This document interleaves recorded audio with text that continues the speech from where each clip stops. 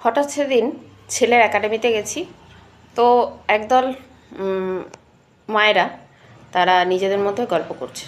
আমি একাই বসেছিলাম, ফোন ঘাঁটছিলাম।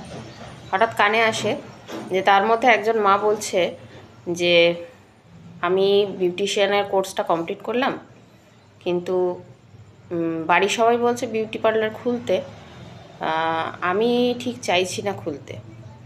তো ওখানে যারা ছিলেন যে মায়েরা আরও ওনার সাথে, তারা বলছে কেন, খুলতেই তো পারিস, অসুবিধা কোথায়, বাড়ির সবাই যখন বলছে। তখন উনি বললেন যে না, আমি ভেবে দেখলাম যে আমার বাচ্চা এখন অনেক ছোট, ক্লাস 1-2-তে পড়ে ও বোধ হয়।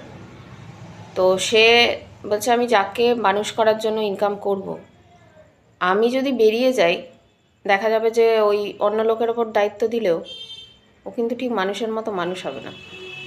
তাই জন্য আমি চাই না যে এখনই কাজটা শুরু করি, ও একটু বড় হয়ে যাক, তারপরে ভাববো।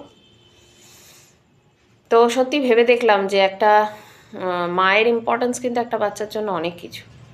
হয়তো এটা অনেকটা স্যাক্রিফাইস, তবু এই স্যাক্রিফাইসটা অনেকটা ভালো স্যাক্রিফাইস। যদি কোনো মা বাচ্চা জন্মানোর আগে থেকেই চাকরি করে, সরকারি বা প্রাইভেট যাই হোক, আগে থেকেই কাজ করতো, তাহলে সে কিন্তু চাকরি করছে, বাচ্চা হওয়ার পরও তাকে আর কারোর কাছে রেখে হয়তো কাজ করতে যেতেই হয়। কিন্তু যখন কাজ আমি শুরুই করিনি, তখন বাচ্চাটাকে মানুষ করার দায়িত্বটা মনে হয় আগে নেওয়া ভালো।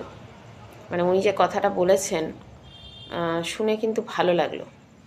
কারণ একটা সময় পর বাচ্চা যখন নিজের কাজগুলো নিজে করে নেবে, একটু বড় হয়ে যাবে, তখন মারা কিন্তু মানে অনেকটাই ফাঁকা হয়ে যায়, তখন নিজের মতো করতেই পারে। কিন্তু শুরুর দিকটা, বেসটা যদি নিজের হাতে করে, তাহলে কিন্তু বাচ্চাটা খুব ভালো তৈরি হয়।